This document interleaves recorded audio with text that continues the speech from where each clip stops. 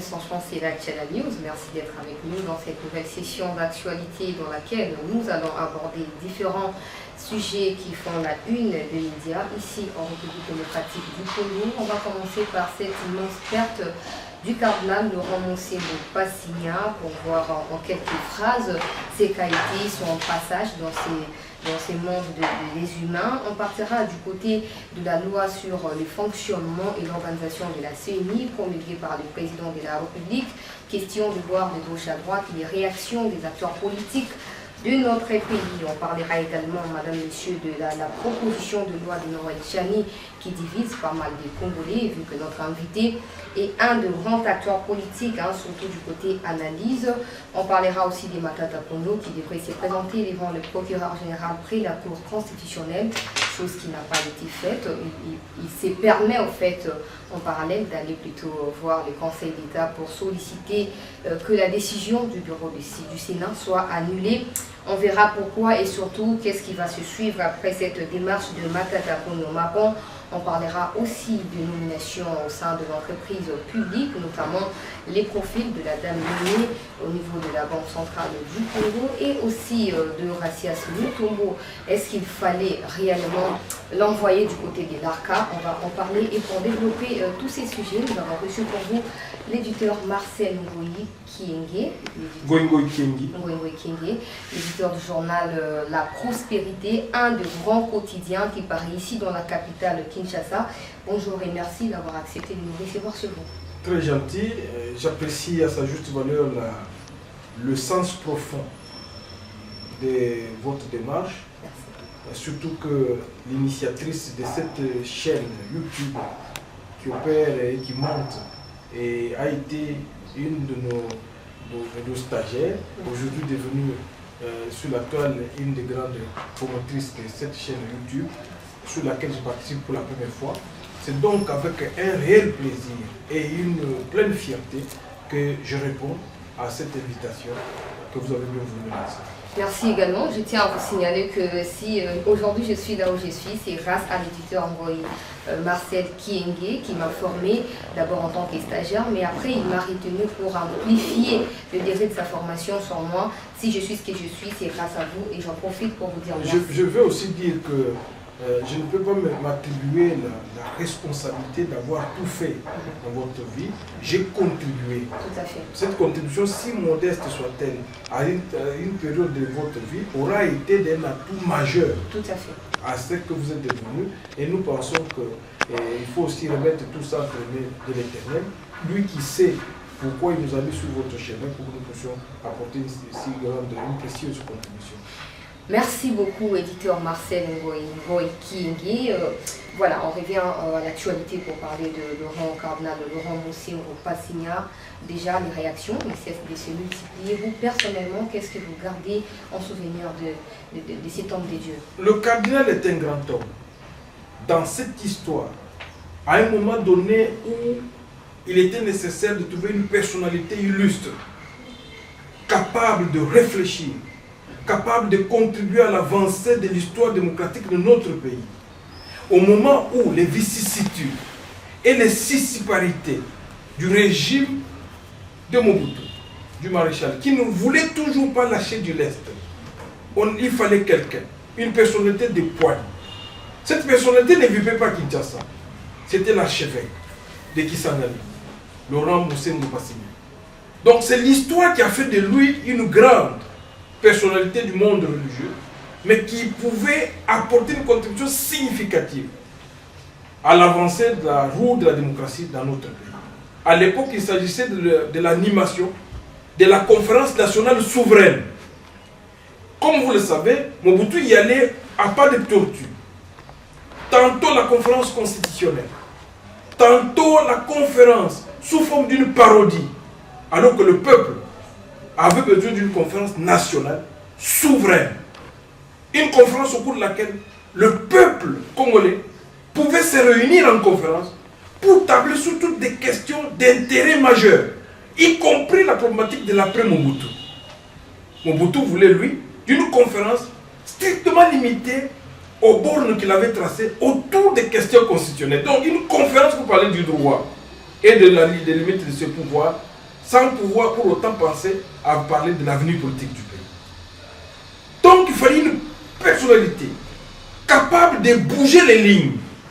Cette personnalité-là, c'est Mosengo, Laurent Passini.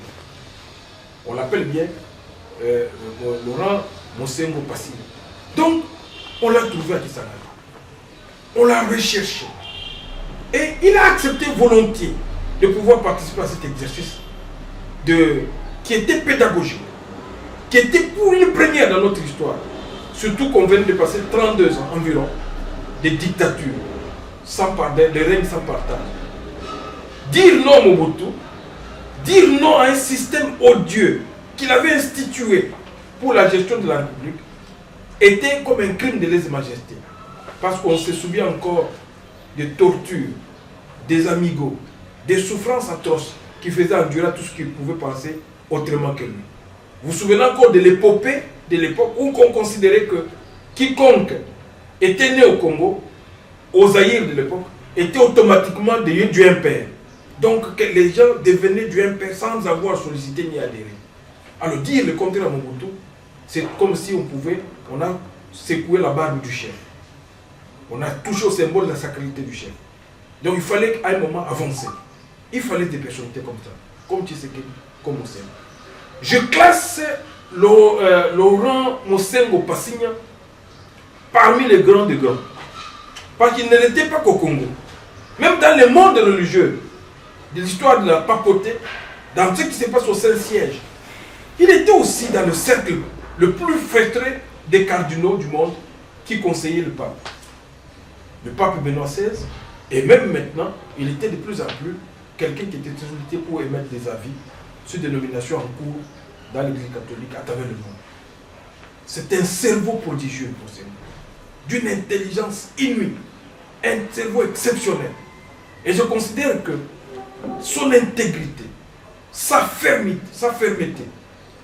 sa voix stridente, son autoritarisme, quand il s'agissait de trancher des questions majeures, ne peuvent faire l'ombre d'aucun doute sur ce qu'était le vrai homme, le serviteur du peuple.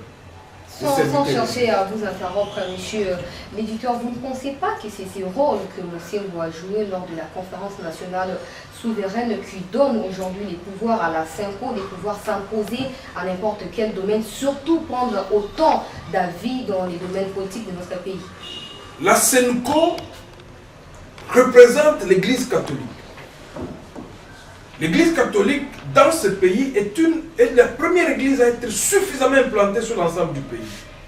Parce que souvenez-vous qu'à l'époque où il y avait la colonisation, les colons s'étaient amenés certainement avec l'administration, la police, mais il y avait aussi l'église. Cette église-là, ce n'était pas n'importe quelle église, c'était l'église catholique, qui a eu à s'implanter partout, dans tous les coins et recoins de la République.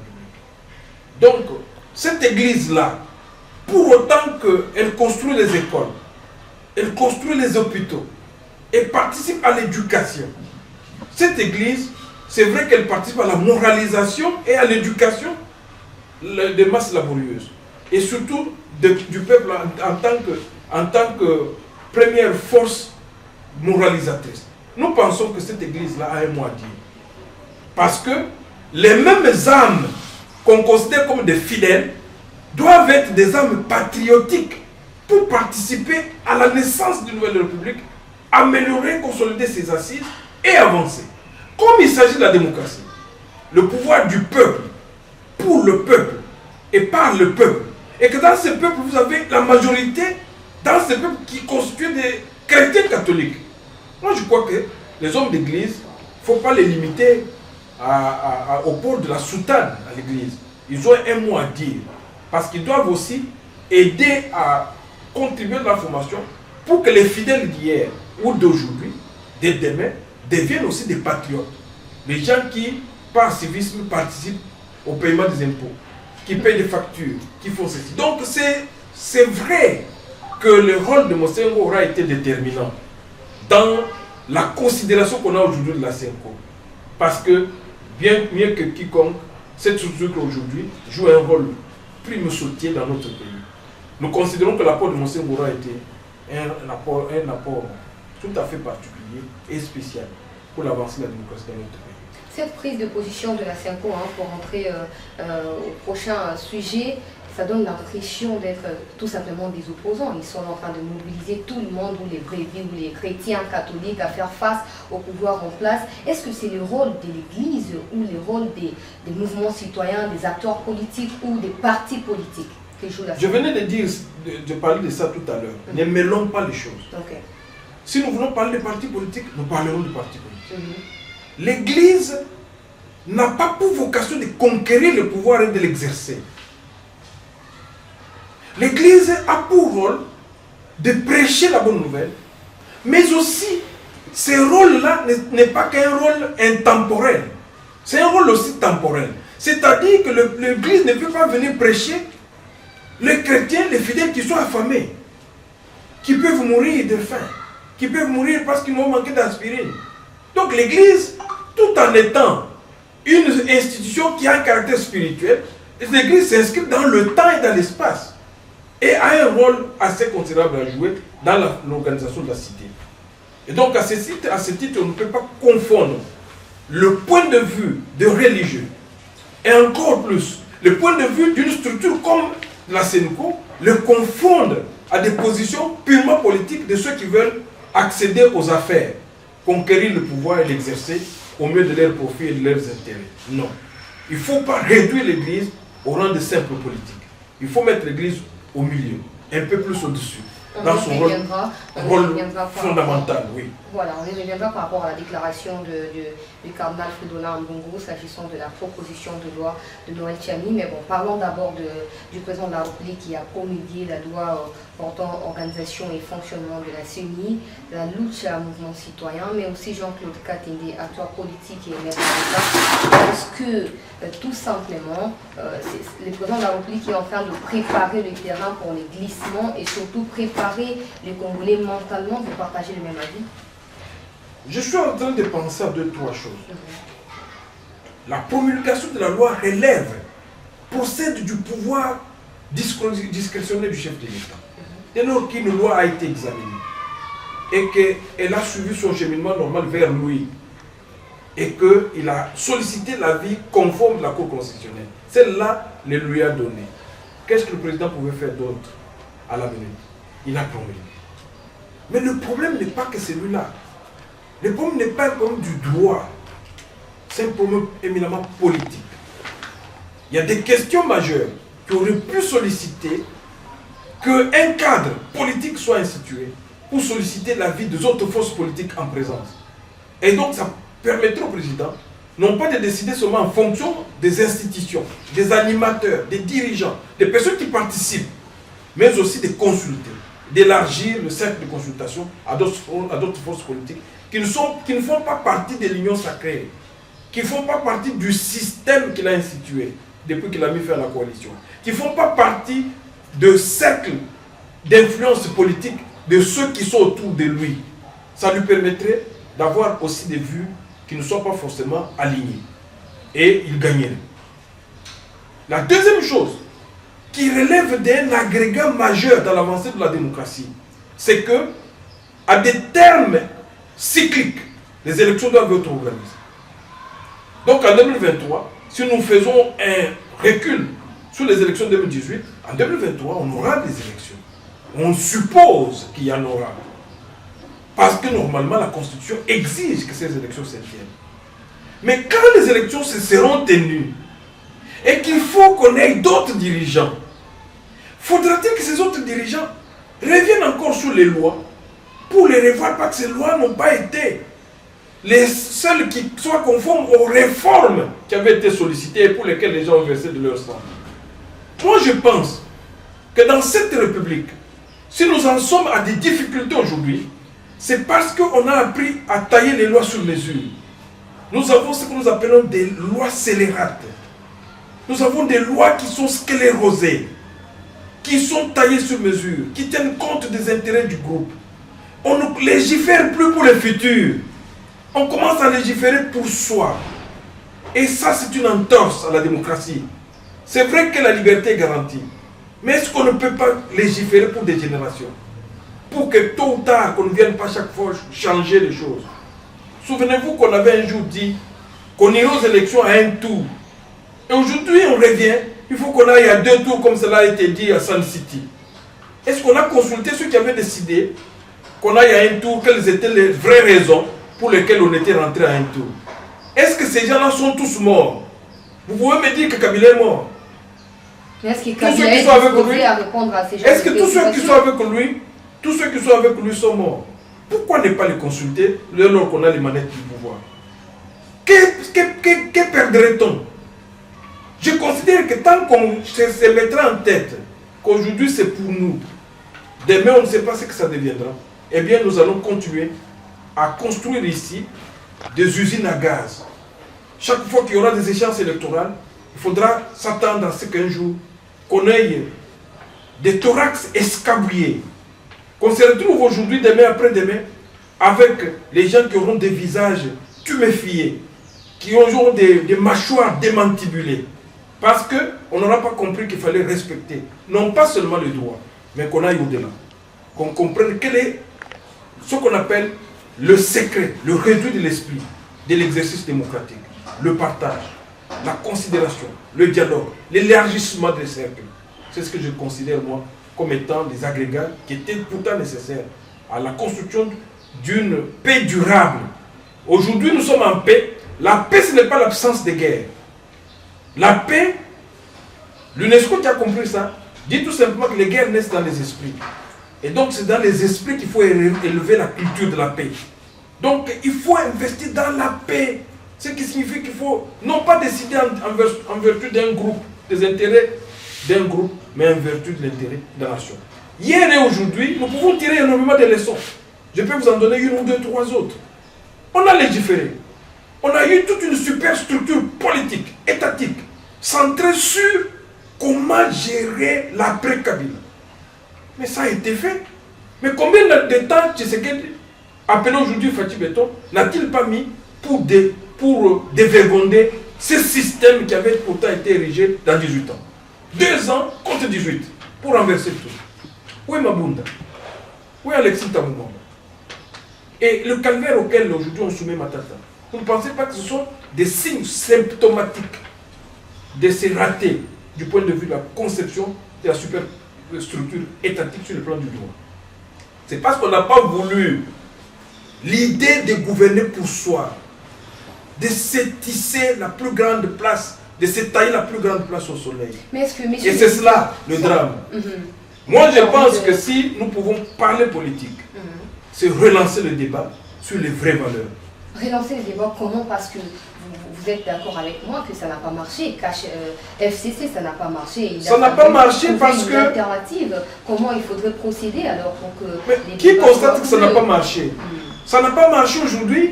On peut constater que les institutions qu'on avait créées ont été aujourd'hui taillées en pièces. Ces institutions taillées, c'est vrai que les animateurs peuvent avoir joué au transfuge par la politique, la transhumance politique. Ils ont réussi à traverser de l'autre côté du fleuve ou traverser de l'autre côté du boulevard. Ils se retrouvent dans l'union sacrée, comme pour la recherche d'une certaine officine de blanchiment. Nous pensons que ce n'est pas la traversée qui suffit. Parce que vous pouvez traverser sans vous convertir. Donc il faut faire très attention dans cet exercice-là. Ce qui est important aussi est que même l'actuel chef doit savoir qu'il ne suffit pas d'avoir le nombre, mais la qualité. Et donc, il faut voir dans tout ce qui a été fait s'il y a quel degré de sincérité. Comme en politique, il n'y a pas de thermomètre. Ce n'est pas comme quand vous allez à l'hôpital. Je pense pour ma part qu'il faut refonder l'État. Comment? Parce que là, déjà, la loi elle est promulguée, il faut faire quoi? Donc, par rapport à la loi sur la CENI, ou l'ensemble de l'arsenal juridique du pays. On va revenir, parce que si il faut qu'on règle les choses en fonction d'une loi, bon, on peut s'apaisantir sur la loi sur la CENI. Celle-là, aujourd'hui, elle pose problème. Parce que l'Église, à laquelle vous faisiez allusion tout à l'heure, ne trouve pas que cette loi ait respecté un certain nombre de choses. L'Église a tenté de crier à la politisation. Tout à fait. Parce que la loi en question, c'est une loi organique. C'est une loi qui porte organisation et fonctionnement de la CENI. Alors, les gens se sont battus et le sang a été coulé pour demander qu'il y ait dépolitisation. Et maintenant, la réponse est la politisation à outrance. Avons-nous fait des pas supplémentaires? La deuxième chose, c'est que aujourd'hui, si vous devez vous partager au niveau de la CENI, FCC cache d'hier, aujourd'hui c'est Union Sacrée FCC, pour se partager les postes, une fois de plus. Et les autres, la société civile, les autres forces politiques et sociales organisées. Vous voyez que la politique qui inspire cette loi insinue une certaine exclusion. Or, l'exclusion ne paye pas. Moi, tout en sachant que cette loi a été promulguée, j'ai toujours pensé que le président de la République, tôt ou tard, parce qu'il en a encore le pouvoir jusqu'en 2023, peut influer pour qu'un jour qu'on y revienne. Okay. C'est possible. Mais si ce n'est pas faisable, eh bien, allons-y. Allons seulement. Comment il faudrait dépolitiser la CENI, sachant que vous vivez au quotidien, vous savez que les sociétés civiles, les confessions religieuses ont toujours des tendances, même quand ils se prononcent par rapport à la situation politique. Pourquoi les votes du nouveau bureau, ça a autant traîné pendant Mabunda? Aujourd'hui, on a une Union Sacrée. Vous ne pensez pas que c'est les manques de confiance entre acteurs politiques, sociétés civiles, confessions religieuses qui nous ramènent à la situation actuelle? Le manque de confiance, vous savez, on appelle ça la fracture. Okay. Fracture. Politique, sociale. Le manque de confiance, c'est aussi la méfiance politique, qui est justifiée par des intérêts divergents. Mais le clivage politique ne doit pas occulter la volonté de vouloir vivre ensemble et de protéger une nation qui est notre patrimoine commun. Nous ne devons pas oublier que parce que nous avons des intérêts politiques divergents, nous devons en même temps sauvegarder le pays, qui est notre patrimoine commun. Et ceci veut dire quoi? Je vais dire 2-3 choses. Et je serai peut-être un peu plus bref, pour vous donner l'économie de ce que je pense. Okay. Les mêmes causes produisant les mêmes effets, c'est qu'on peut aujourd'hui aller aux élections avec la même loi. Les degrés, les taux de contestation seront toujours assez élevés. Et on aura toujours les mêmes pesanteurs, les mêmes hypothèques sur la crédibilité des élections, sur la transparence de ces élections, sur même la certification des résultats de ces élections. Moi, je pense qu'il fallait qu'on se pose des vraies questions et qu'on y trouve des vraies réponses aujourd'hui. Mais si on ne les a pas posées aujourd'hui, on les a postposées, et donc c'est tout à fait normal que demain après-demain, qu'on ait une avalanche de revendications centré sur les contestations liées à ceci ou à cela. On va toujours aller vers des crises en crise, des crises de légitimité, des crises de ceci, alors notre pays n'en sortira pas. C'est la ritournelle. On va continuer à tourner autour du pot et elle ne va pas avancer. Mais parce que la République existe, la République démocratique du Congo n'est pas un État en constitution. C'est un État constitué depuis 60. Mais ce qui est important, c'est le système de gouvernance qu'il faut bâtir et qui doit s'adapter aux convictions, aux orientations qui sont aux affaires. Si les personnes qui sont aux affaires aujourd'hui peuvent se ressaisir et orienter les choses, ça peut s'améliorer. Mais si cela n'est pas fait, il est évident qu'on irait aux élections, qui pourrait avoir un grand taux de contestation qui ferait que nous puissions encore nous battre et que les Congolais se battent encore pour demander de nouvelles réformes. Ce qui n'a pas été aujourd'hui, le sera peut-être demain. Mais ce qui n'a pas été fait aujourd'hui, c'est ce qui nous piquera demain. Parce qu'on aura éludé le vrai débat. On aura édulcoré le vrai débat. Donc ce n'est pas le fait d'ignorer que le feu brûle qui peut faire en sorte que vous puissiez une fois pour toutes annihiler ses propriétés. Il suffira que vous puissiez le piétiner pour qu'il vous brûle, où que vous soyez. Donc c'est la même chose. Éditeur Marcel Ngoyi, la dernière question, s'agissant de la CENI. Le président de la République a récemment déclaré que c'est à la CENI de nous fixer par rapport à la tenue des élections. Et si on regarde de près la CENI, on se rend compte que rien n'est prêt. Il n'y a pas de nouveau bureau, il n'y a pas encore de réforme proprement dite demandée par les résistants, notamment Fayoulou, les confessions religieuses, la Senko, etc. Est-ce qu'il faut croire vraiment que les élections seront organisées en 2023? Sinon, comment il faudrait procéder? Les élections, pour qu'on parle d'élections, il faut qu'il y ait les acteurs politiques, les opérateurs, les compétiteurs. Et pour qu'on parle d'élection, il faut les corps électoraux. Les corps électoraux, ce sont les électeurs qu'il faut identifier, qu'il faut dénombrer, qu'il faut comptabiliser. Les acteurs politiques, on ne les trouve pas au coin des rues. Non, ce sont des acteurs qui se manifestent. Ils viennent, ils disent, nous allons participer à ces processus électoraux. Donc, ils peuvent participer à ces processus que si ces processus est crédible. Les électeurs, on les trouve lorsqu'on a fait l'enrôlement ou qu'on a procédé par le recensement pour trouver comment identifier les populations à l'âge de voter. Chose qui n'est pas faite.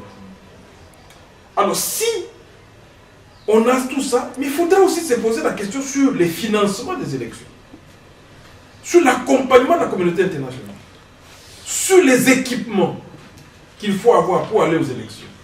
Mais il faut aussi se poser la problématique de l'étendue du pays et donc des infrastructures pour avoir accès à l'arrière-pays. Parce que les élections ne sont pas une affaire seulement des principales agglomérations. Les élections, c'est une affaire de tous les pays, y compris des paysans, dans les coins les plus reculés. Donc il y a des pesanteurs, il y a des préalables pour aller aux élections. Et donc, nous n'allons pas réduire la réflexion sur les élections à la déclaration du président de la République qui n'est pas la commission électorale, mais qui peut influer sur la marche, parce qu'il est le garant du bon fonctionnement des institutions et de la marche du pays. Donc le président de la République peut avoir fait une déclaration. Moi je crois que l'ensemble des paramètres qu'il faut mettre en mouvement, lui ne peut pas se substituer à tous les acteurs politiques. Il ne peut pas aussi tout faire en une fois, comme en un jour. Moi je pense que tel que ça se passe, je crains que l'organisation des élections ne débouche sur une impasse en 2023. L'impasse qu'on appelle souvent le glissement et la rallonge des négociations. Je crains que ceci, parce qu'on n'aura pas organisé des élections, je ne vois pas comment on va aller vers un autre cycle électoral si on ne transite pas par si on n'emprunte pas la voie d'une transition qui apparemment est en train d'avancer à grand pas. Vous êtes pour ou contre l'organisation du recensement et de l'identification de la population avant la tenue des élections? C'est une question d'options. Et les options sont politiques. Je disais tout à l'heure que si on voulait consulter la classe politique, on aurait eu des options politiques à intégrer dans les lois et à formaliser. Ce qui n'a pas été fait. Et donc, si vous voulez qu'on organise les élections, fondamentalement, il faut réunir la classe politique, consulter, avoir les options politiques à ramener du côté du Parlement pour intégrer ces options politiques dans les lois. La loi à laquelle vous faisiez allusion tout à l'heure, c'est la loi organique.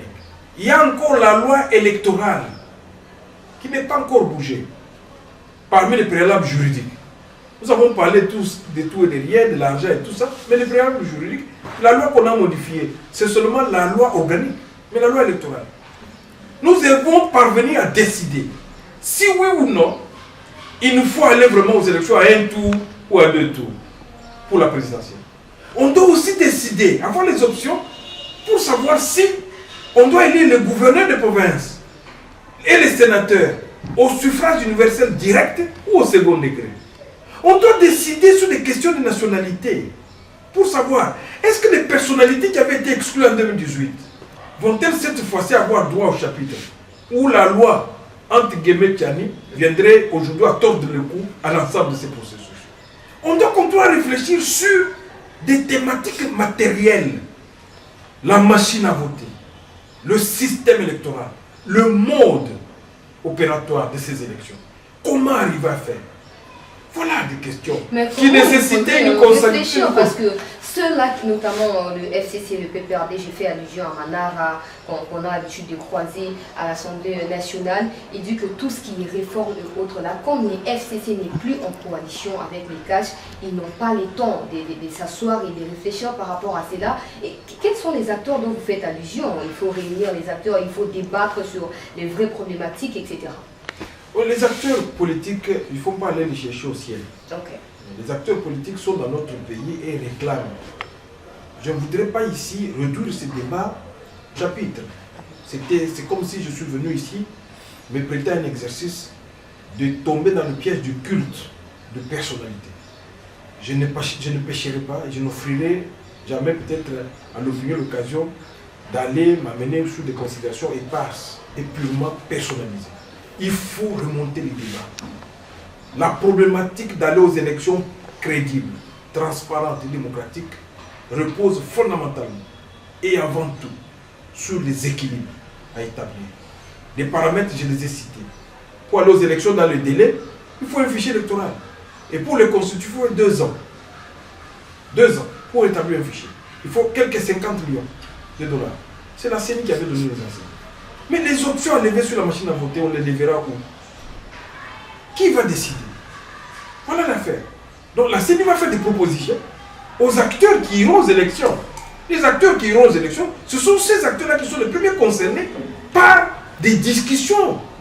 Souvenez-vous qu'il y a aujourd'hui l'élection de 2018, il y a eu des discussions directes. On a même tenu ces discussions au centre interdiocésain sous la barbe de Mosengo et de tant d'autres. Vous comprenez ça? Donc vous voyez que les préalables sont un peu... Pour qu'on aille aux élections, il y a eu le dialogue de la cité de l'Union africaine. Kodjo est venu pourquoi dans notre pays? Ce dialogue-là est nécessaire. Si on ne l'a pas tenu, ce n'est pas un problème peut-être, mais on pourrait comprendre que demain, on peut l'avoir. Je ne suis pas en train, moi, de chercher midi à 14h à l'Union sacrée ou au président de la République. Moi, j'ai dit tout simplement au président de la République, quel intérêt aurait-il, lui, à avoir une victoire demain parce qu'il veut briguer un deuxième mandat à l'absence de compétiteurs valables et sérieux? Moi, je crois qu'à vaincre sans péril, on triomphe sans gloire. On risque d'avoir un pouvoir qui sera fortement trop contesté au lendemain de son élection. S'il y a eu la calmie aujourd'hui, c'est parce qu'un lit a été préparé par la classe politique, la classe dirigeante qui était aux affaires, y compris l'FCC auquel vous faisiez allusion tout à l'heure. Moi, je crois que écouter, consulter, appuyer, voir ce que les angles qu'on peut arrondir, ferait qu'on soit plus grand en composant, en devenant un peu plus grand, en marchant sur tous les autres, en consultant, en arrondissant les uns vers les autres. On peut gagner en grandeur. Monsieur l'éditeur, on continue avec vous. Une petite préoccupation avant de passer à la proposition de loi de Noël Tchani. Si jamais les élections n'étaient pas organisées, certainement pas que la responsabilité serait partagée entre acteurs politiques, ceux-là qui s'appellent résistants et qui refusent de venir autour d'une table et discuter, mais également ceux qui sont dans les affaires, comme vous appelez là, qui font passer le temps à des discussions qui rallongent des mois et des mois pour ne pas résoudre les vrais problèmes des Congolais, et que si on tient compte de tout ce que vous venez d'énoncer là, on va finalement arriver en 2023 sans organisation des élections et surtout sans résolution des vrais problèmes des Congolais pour lesquels les Congolais se motivent chaque 5 ans à aller aux urnes et voter. Moi, je suis optimiste. Je ne vois pas les choses de façon à considérer que s'il n'y a pas d'élection, et donc il y aura une fatalité. Parce que je considère que le pays que nous avons n'est ni l'enfer ni un pandémonium. C'est un pays que nous avons, le nôtre.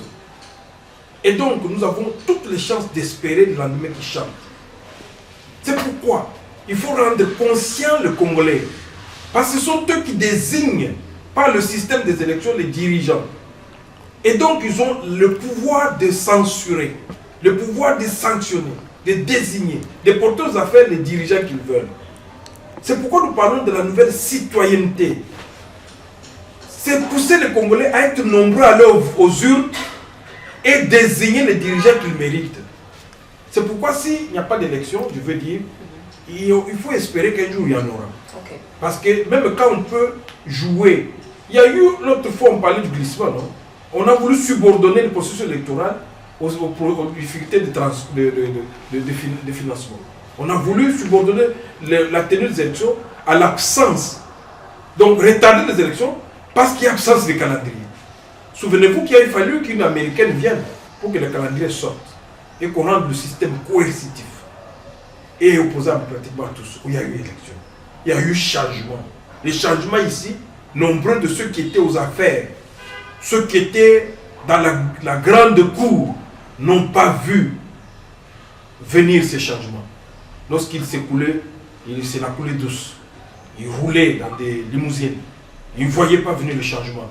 Des limousines qui roulaient sur des routes qui sont totalement délabrées. Et donc, avec des cartes Visa branchées sur les trésors publics, ils n'ont pas vu venir ces changements. Ils n'ont même pas considéré l'importance de l'IGF. Aujourd'hui, nous en sommes là. C'est pour dire qu'aujourd'hui, le glas est sonné. Ceux qui n'ont pas compris que le changement est un vent puissant, plus puissant que la résistance dans le mal, se sont trompés. Ils se sont trompés d'adresse. Le Congo n'est ni à vendre ni à prostituer. Demain, c'est un pays que les gens vont respecter. Parce que sa renaissance est entre les mains de ceux qui ont compris qu'il faut œuvrer à sa transformation qualitative. Les décisions qui viennent, j'ai dit la lutte contre la corruption. Et tout ce qui se passe aujourd'hui pour pouvoir dépoussiérer les structures publiques des brebis galeuses, que nous appelons en bon français des brebis scrofuleuses. Nous pensons qu'il faut que ces gens, un jour, comprennent que la République a des normes qu'il faut respecter. Le pays n'est pas à vendre. Ni à prostituer. Voilà, ni à prostituer.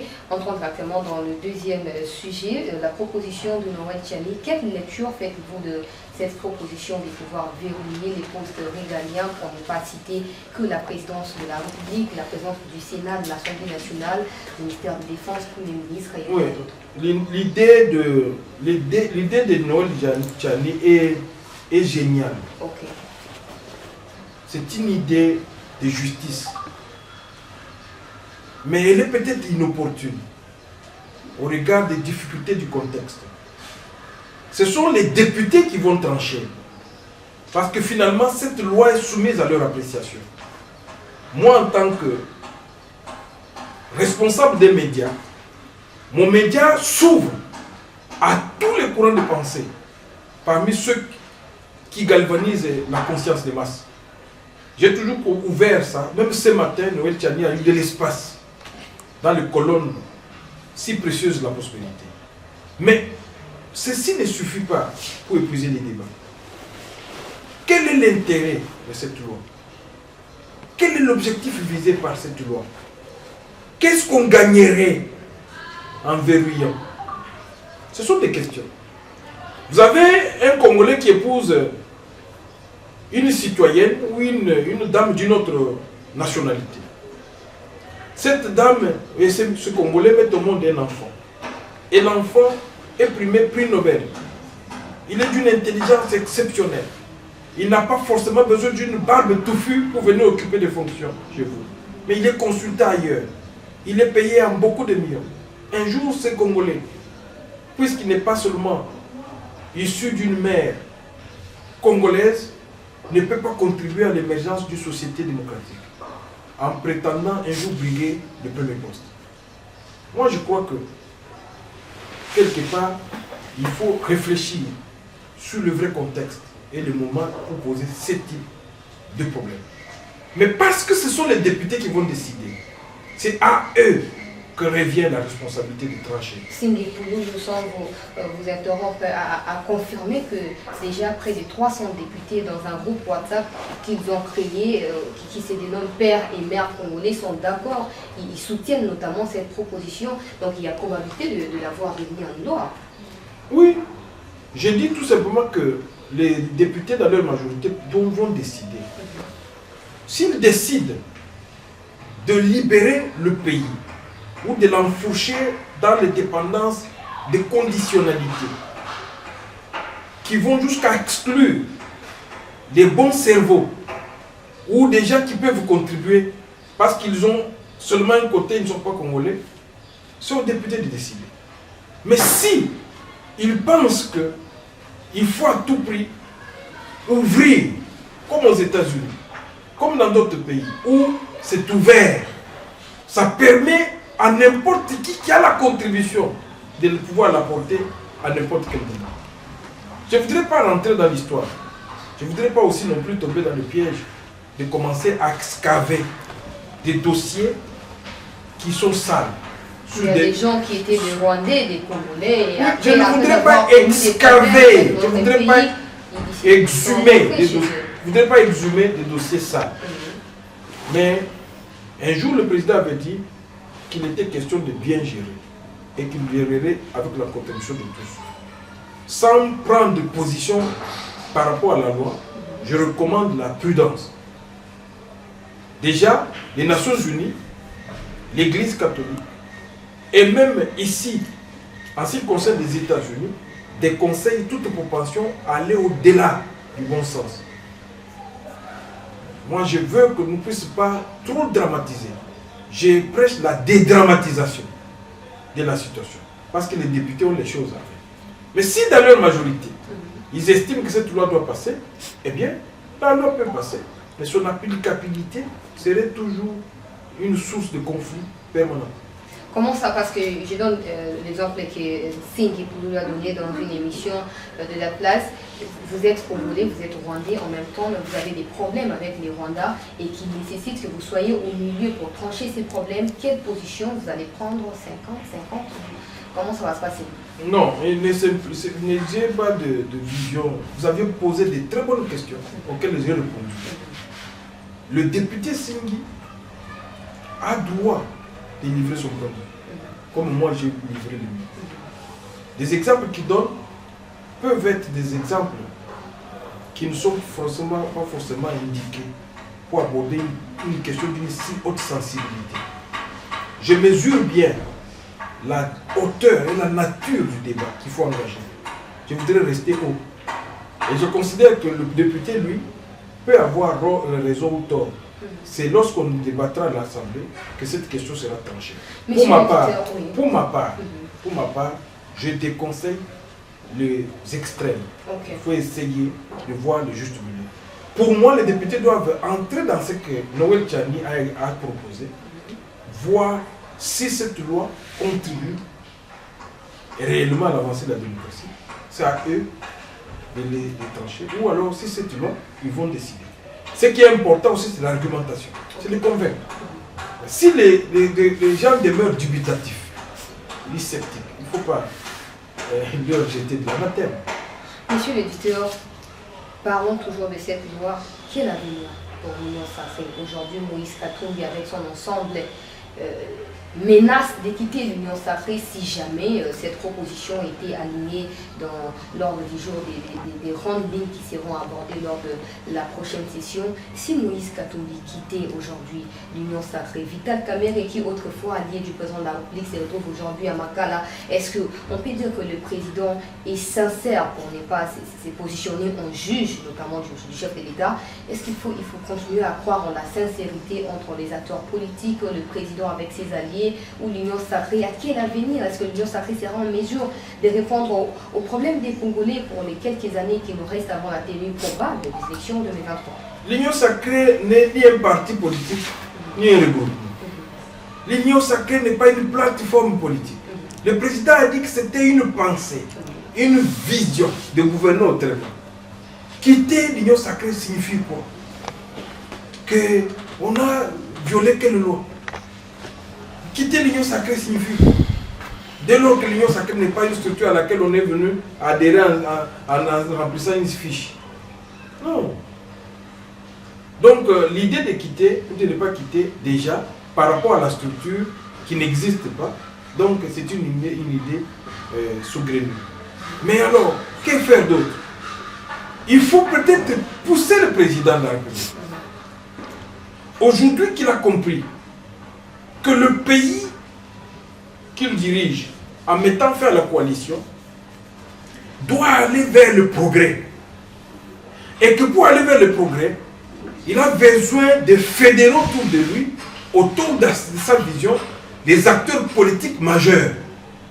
Donc le président de la République a intérêt à structurer l'Union sacrée, à lui doter de ces quelques instances dirigeantes pour que ceci lui permette à lui de se dégager et de se situer dans son rôle, un rôle de gardien du temple, de celui qui est le dépositaire de la vision de cette union sacrée, qui a mené à la rupture et même à la révolution du palais presque, lorsqu'il a pris le pouvoir totalement aujourd'hui, parce qu'il contrôle tout. au détriment de l'FCC qui était le partenaire d'hier. La deuxième chose, l'union sacrée. Une fois que l'union sacrée est structurée, cette union sacrée doit véhiculer ses pensées, ses idéaux, ces visions-là, pour que les Congolais qui auront à élire en 2023 sachent à quoi s'en tenir. Mais les autres acteurs politiques ne vont pas laisser l'union sacrée marcher comme un terrain conquis. L'union sacrée va opérer, mais il faut offrir l'espace aux autres opérateurs politiques pour qu'ils s'expriment. C'est cela aussi la démocratie. La participation pluraliste au débat public. La participation et la contribution de chacun à ce qui se paraît comme étant une œuvre commune.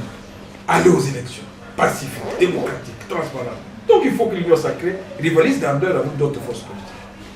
Les autres forces politiques sont dirigées évidemment par des acteurs politiques dont certains noms que vous venez d'évoquer tout à l'heure. Je m'interdis de citer chaque fois les noms des gens.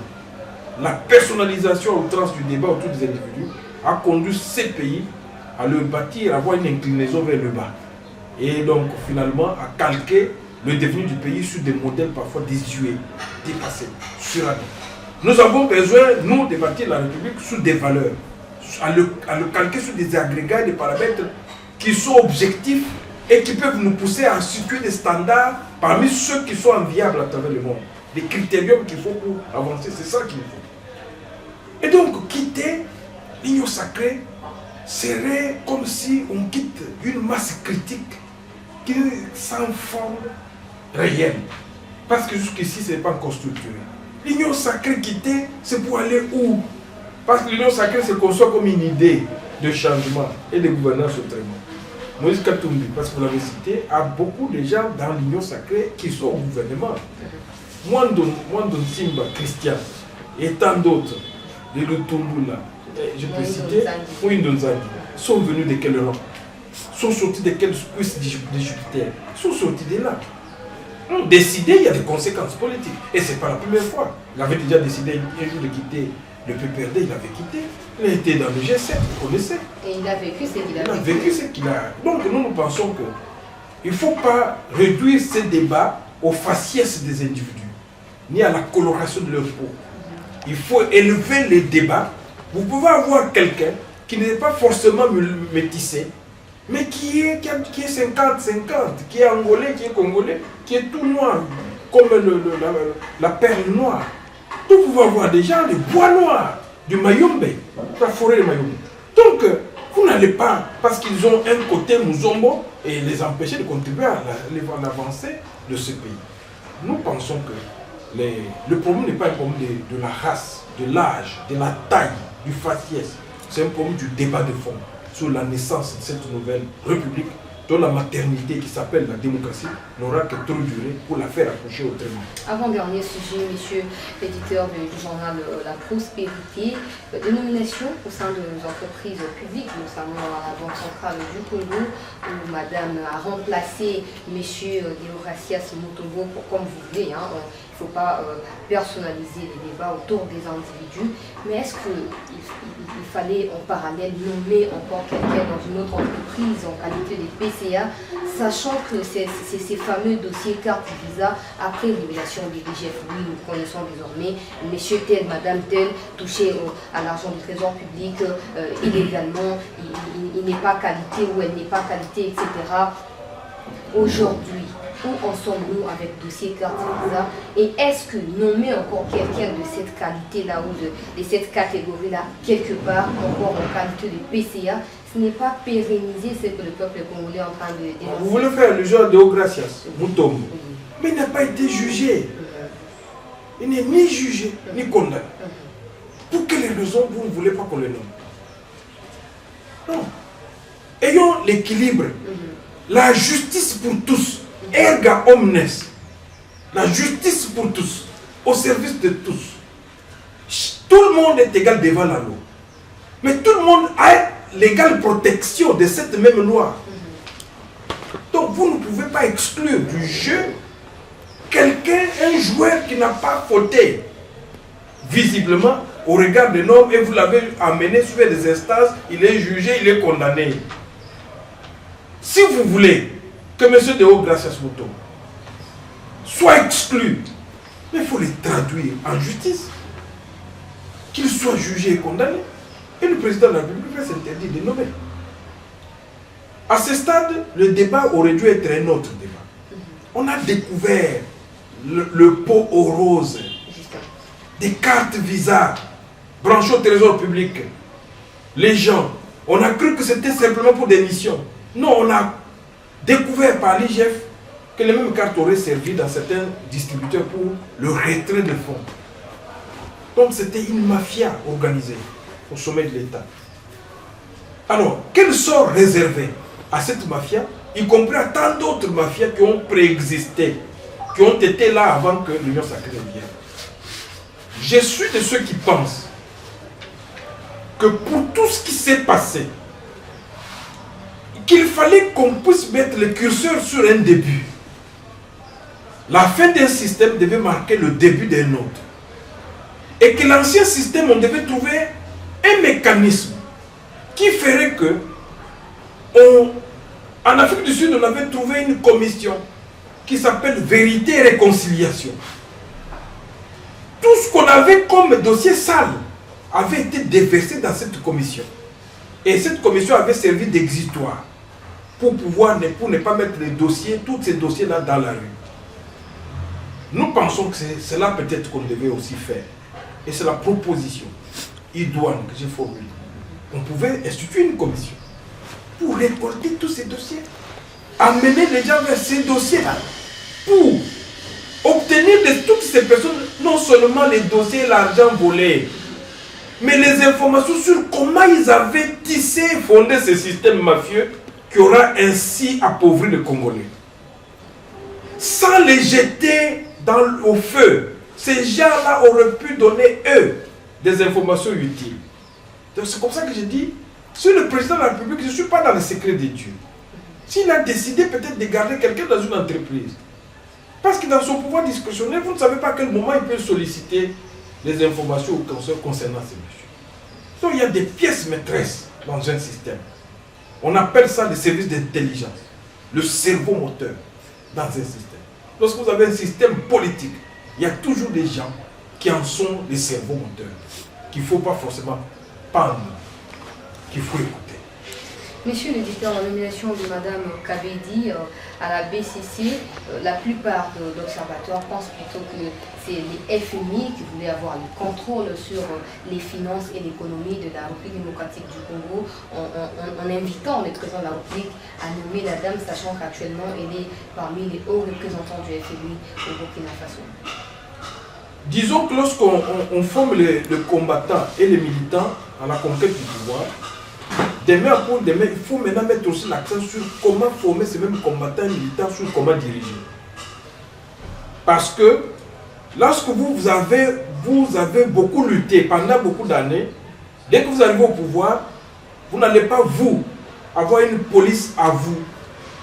Parce que les officiers de la police, même tous les subalternes qui sont dans la police, on ne les recrute pas aujourd'hui, demain ils deviennent des grands policiers. L'armée, la même chose. La gestion aussi. Surtout quand on parle de l'orthodoxie de la gestion.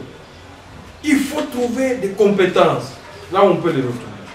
Lorsque vous êtes président de la République, vous avez la latitude de choisir les citoyens, les Congolais, là où ils sont. Encore une fois, la dame a travaillé à la Banque centrale avant d'aller ailleurs.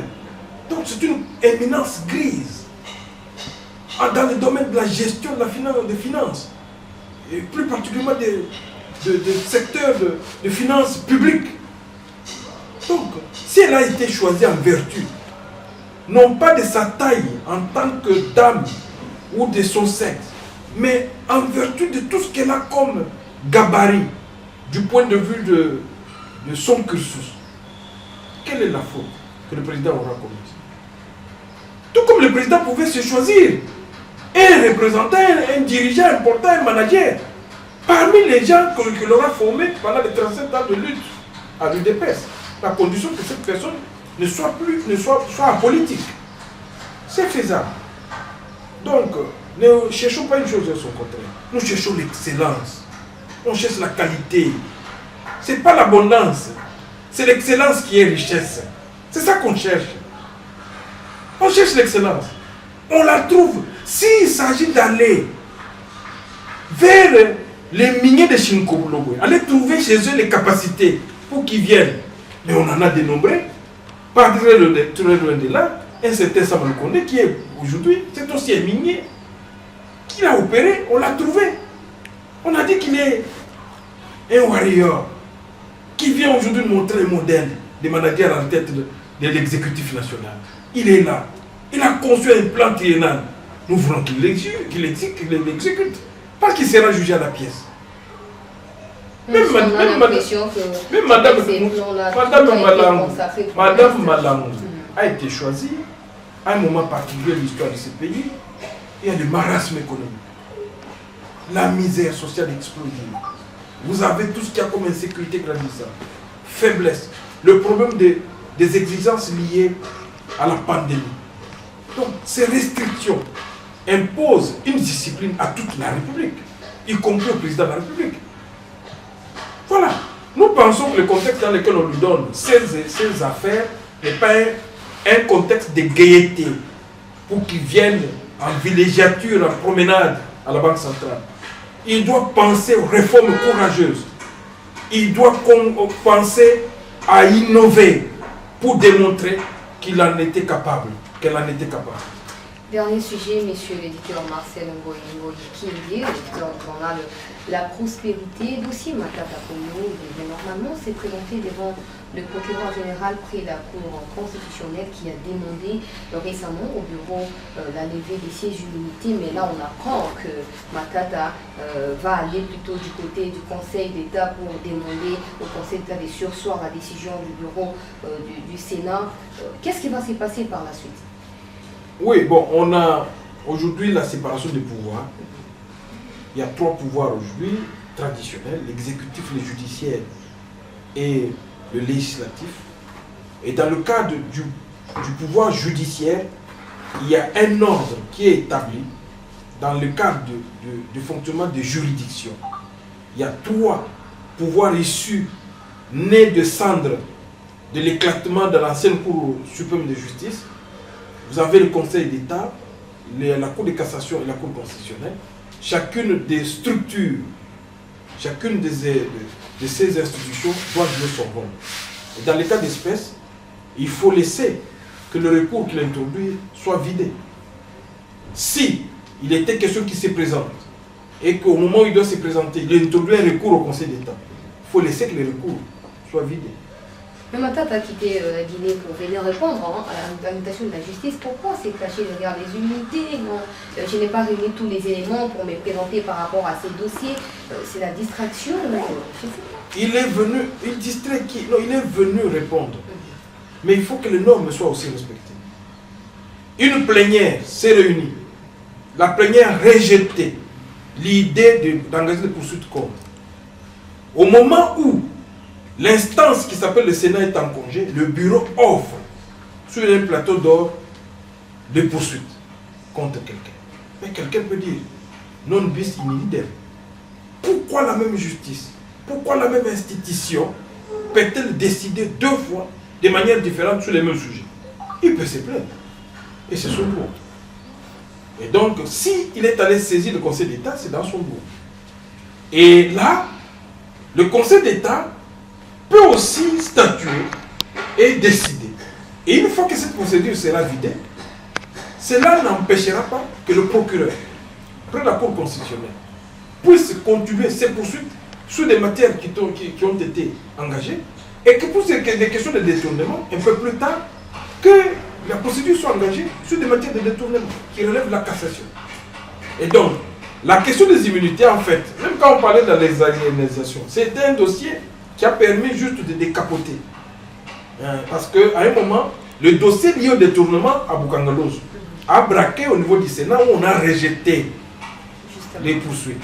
Mais l'autre dossier a justement permis de le lubrifier, les démarches de faciliter les démarches. Vous voulez dire que l'option a été levée en alternative pour amorcer les pas parce qu'il y a eu blocage dans une période. Le dossier Mukangalonzo a connu le fait que le Sénat s'y est opposé. Des sénateurs ont dit non.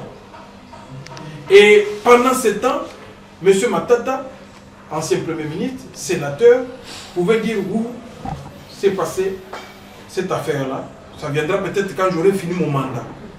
Mais parce que la justice continue, on a trouvé un autre dossier pour revenir à la charge. C'est un problème de zaïrianisation. De l'argent qui avait été destiné à l'indemnisation des gens qu'on n'aurait plus retrouvé sous son règne, sous sa gestion. C'est ces dossiers-là. Et ces dossiers, cette fois-là, ce n'est plus le procureur, plus la Cour de cassation qui entreprend la démarche. C'est celui de la Cour constitutionnelle. Donc l'organe habilité à le poursuivre qui a demandé l'autorisation. Et l'autorisation a été donnée.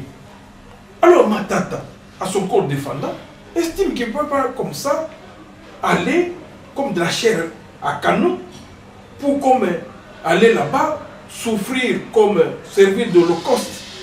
Il a pensé qu'il fallait saisir une autre institution qui est aussi à côté, qui peut dire le droit sur ces matières à lui s'il se sent lésé. C'est le Conseil d'État. Alors il appartient aux deux premières institutions qui étaient initiatrices des premières demandes de pouvoir laisser l'autre institution s'exprimer dans le cadre de la séparation. Et je crois que les droits se complètent. S'il y a des droits administratifs et des vices de procédure, le Conseil d'État existe pour les relever, notamment en matière de référé liberté, en matière de procédure. On peut toujours voir de quelles mesures. Donc il faudra que les autres institutions, à mon sens, puissent attendre que le Conseil d'État s'exprime et qu'un peu plus tard, que M. Matata, une fois que la procédure est vidée, le recours est vidé, alors si le Conseil d'État dit oui, ça a été bafoué, mais ça ne nous empêche pas, c'est des jugements attendus du Conseil d'État qui peut déterminer. Agir autrement, c'est rechercher désespérément à inverser les valeurs. Et ça ne pourrait pas être une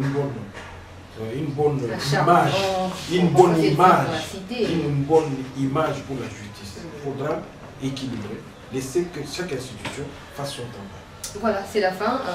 L'occasion pour J'aurais un mot, merci. J'ai évité tout au long de ces débats de pouvoir me rabattre sur des questions des individus. Mais malheureusement, dans notre pays, certaines questions, aussi sensibles qu'ultra sensibles, tournent autour des individus. Nous peinerons encore, avant à nous en sortir. Mais je suis en train de prêcher pour qu'on demande, qu'on nous puissions de plus en plus aller vers les valeurs. Le débat centré sur des questions de développement. Comment, par exemple, après cette histoire d'éruption volcanique, faut-il délocaliser Goma? Faut-il bâtir, maintenir? Qu'est-ce qu'il faut faire? Des questions comme ça. Des questions aujourd'hui sur la pandémie, la problématique du vaccin. Avec tous les débats que cela a entraîné après l'interview du chef de l'État. Des thématiques sur le genre, sur comment tout faire pour que les femmes congolaises, aussi bien villageoises que citadines, comment ces femmes peuvent contribuer au développement de notre pays, à l'essor merveilleux de ces grands et vastes pays, devenu aujourd'hui un géant au pied d'argile. Comment faire demain sur la problématique de la gratuité de l'enseignement? Que faire pour que cette problématique de la gratuité ne soit pas un vœu pieux? On ne paye pas alors qu'on fait payer. Comment faire que demain, lorsqu'on interdit la vente des syllabus et qu'en sourdine que les syllabus continuent à se vendre et que le point soit calqué sur la gestion du sexe et la transmissibilité du sexe? Voilà un peu des dossiers. Des questions comme ça. Comment faire de nos mines, de nos forêts, des ressources intarissables pour la transformation de ces pays, en faire aujourd'hui un grenier pour le monde? Des sujets aussi variés que diversifiés que nous pouvons aborder, qui vont nous permettre un jour, je l'espère, de sortir des chantiers ou des sentiers battus, des portraits robots, des discours étiquetés sur des personnes cataloguées, qu'on sorte de là. Moi, je pense qu'un jour, on en sortira. Mais il faudra que nous, les médias, à l'instar des chancellors Chala News, Chala News, aujourd'hui, avec la magie du numérique, cette folie que nous procurent les nouvelles technologies d'information et de la communication, avec la fusion et l'infusion des médias numérisés et digitalisés, je crois que ça commence un peu à nous battre les nerfs. Et ça nous demande de nous révolutionner et de tomber dans le piège de la rébellion des intelligences. Au lieu d'aller prendre des armes et de prêcher par la sorcellerie, des Popo Kabaka ou des Féchis, il faut plutôt aller vers la transformation de nos lacs, du Kivu, de nos montagnes, en sites touristiques, pour transformer réellement ces pays en faire un vivier. Le monde a besoin de ces pays, parce qu'il a fait la convoitise, géant par sa forêt, géant par son fleuve, géant aussi par son peuple ingénieux, créatif, comme des cerveaux comme ceux de Moussengo qui s'étaient éteints. Personnel. Voilà, merci monsieur l'éditeur Marcel Kingé. Je rappelle que vous êtes éditeur du journal La Prospérité. Si je me permets de présenter un exemplaire à tous les téléspectateurs, vous allez vous rendre à l'esprit que c'est un quotidien qui paraît ici. Je dirais, ça fait quand même les top 3, les top 2, quelque chose. Nous sommes, il y a 20 ans, ça c'est la 21e année qu'on parcourt, au public de juger la qualité du service que nous rendons. Voilà, merci à vous tous qui nous avez suivis à travers Chancela Channel News. Merci à Bertin qui était derrière la caméra pour la réalisation. Merci également à tous les stagiaires du journal de La Prospérité. Au plaisir de vous retrouver prochainement, monsieur l'éditeur. Avec plaisir, je suis constamment ouvert, disponible. J'ai des vues consultées. Et à tout moment, les portes vous seront ouvertes pourvu que nos agendas soient harmonisés. Chaque fois que votre télévision viendra vers nous, nous voyons aucun inconvénient pour ouvrir rapidement les portes. Merci beaucoup, monsieur l'éditeur Marcel Ngoingo Kingé. Madame, messieurs, merci de l'attention soutenue à cette session d'actualité. Rendez-vous dans un tout prochain numéro. À très bientôt.